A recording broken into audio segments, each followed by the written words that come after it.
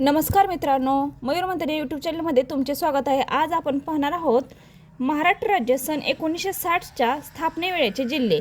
तर मित्रांनो, लक्ष देऊन व्हिडिओ पूर्णपणे शेवटपर्यंत बघा, कारण की व्हिडिओ खूप महत्त्वाचा आहे। तर मित्रांनो, महाराष्ट्र राज्य 1960 रोजी ज्यावेळेस स्थापना झाली होती महाराष्ट्र राज्याची, त्यावेळेस कोणते जिल्हे निर्माण झाले होते याची माहिती घेणार आहोत आपण। आता महाराष्ट्र राज्याची माहिती तुम्हाला तर माहितीच असेल। महाराष्ट्र राज्याची स्थापना कधी झाली होती रे? 1 मे 1960 रोजी झाली होती। तेव्हा महाराष्ट्रामध्ये किती जिल्हे होते? तर 26 जिल्हे होते। प्रश्न खूप महत्त्वाचा आहे मित्रांनो। महाराष्ट्र राज्याची स्थापना 1 मे 1960 साली झाली होती आणि तेव्हा महाराष्ट्र राज्यामध्ये 26 जिल्हे आणि 4 प्रशासकीय विभाग होते। हे लक्षात ठेवायचे आहेत। बघा, महाराष्ट्र राज्याची स्थापना 1 मे 1960 रोजी झाली। तेव्हा महाराष्ट्रात 26 जिल्हे आणि 4 प्रशासकीय विभाग होते, हे लक्षात ठेवा। आणि त्यानंतरचा पुढचा म्हणजे सध्या महाराष्ट्रात ऑगस्ट 2014 नुसार 36 जिल्हे आणि प्रशासकीय विभाग 6 आहेत। ही खूप इम्पॉर्टंट माहिती आहे।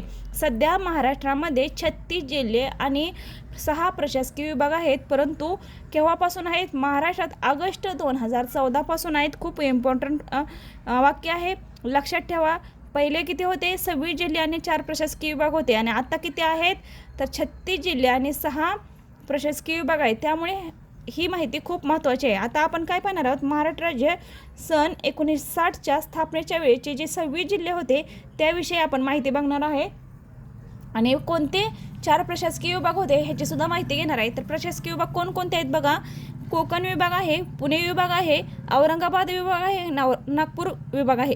तर बघा मित्रांनो, आपले स्थापनेच्या वेळेस म्हणजे 1 मे 1960च्या वेळेस स्थापनेच्या वेळेस किती विभाग होते? कोकण, पुणे, औरंगाबाद आणि नागपूर असे 4 विभाग होते। आणि त्यानंतरचे म्हणजेच जिल्हे कोणकोणते आहेत? 26 जिल्हे कोणकोणते आहेत? लक्षात ठेवा, 26 जिल्हे कोणकोणते येते? तर कोकण विभागामध्ये आपल्याला बृहन्मुंबई, ठाणे, कुलाबा, रत्नागिरी हे होते। कोकण विभागामध्ये बृहन्मुंबई, ठाणे, कुलाबा आणि रत्नागिरी होते। त्यानंतर पुणे विभागामध्ये पुणे, सातारा, सांगली, कोल्हापूर, सोलापूर, नाशिक, अहमदनगर, धुळे आणि जळगाव। किती जिल्हे होते हे? पुणे, सातारा, सांगली, कोल्हापूर, सोलापूर, नाशिक, अहमदनगर, धुळे आणि जळगाव, म्हणजे हे 9 जिल्हे आणि हे 4 जिल्हे मिळून किती झाले? 13 जिल्हे झाले। त्यानंतरचा औरंगाबाद विभागामध्ये किती होते? औरंगाबाद विभागामध्ये औरंगाबाद 1 होता, बीड, परभणी, उस्मानाबाद आणि नांदेड। लक्षात ठेवा, खूप महत्त्वाची माहिती आहे। हे 5 जिल्हे औरंगाबाद विभागामध्ये होते। आता त्यानंतरचं म्हणजे नागपूर विभागामध्ये किती जिल्हे होते ते पाहूया। नागपूर, वर्धा, भंडारा, चांदा, अमरावती, बुलढाणा, अकोला आणि यवतमाळ। बघा, हे 7 आहेत। बुलढाणा, अकोला, यवतमाळ। बघा, 1 2 3 4 5 6 6 7 आणि 8 जिल्हे आहेत। म्हणजे कोकण विभागामध्ये 4 आहेत, पुणे विभागामध्ये 1 2 3 4 5 6 7 8 9, पुणे विभागात 9, कोकण विभागामध्ये 4, पुणेमध्ये 9 आणि औरंगाबाद विभागामध्ये 5 आणि नागपूर विभागामध्ये आहेत 8। म्हणजे सगळ्यात जास्त कोणत्या विभागामध्ये होते? तर पुणे विभागामध्ये होते। असा सुद्धा प्रश्न येऊ शकतो। कमी कोणत्या विभागामध्ये होते? तर कोकण विभागामध्ये कमी जिल्हे होते। त्यानंतर बघा, नागपूर विभागामध्ये 8 आहेत।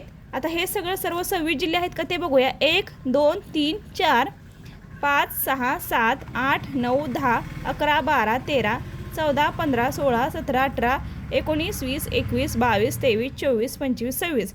आता ह्या व्हिडिओमध्ये जी आपण माहिती पाहिली आहे ती माहिती खूप महत्त्वाची आहे।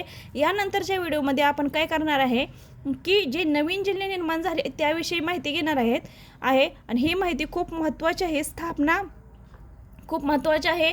स्थापनेच्या वेळी किती जिल्हे होते, किती प्रशासकीय विभाग होते आणि स्थापनेनंतर झालं तर ज्यावेळेस महाराष्ट्रात ऑगस्ट 2014 नुसार 36 जिल्हे आणि 6 प्रशासकीय विभाग निर्माण झाले, ही माहिती सुद्धा खूप महत्त्वाची आहे। तर आजचा व्हिडिओ तुम्हाला कसा वाटला? व्हिडिओ आवडला तर लाईक करा, शेअर करा आणि सबस्क्राईब करा मित्रांनो, कारण की या व्हिडिओद्वारे तुम्हाला सर्व स्पर्धा परीक्षेची माहिती मिळणार आहे। धन्यवाद।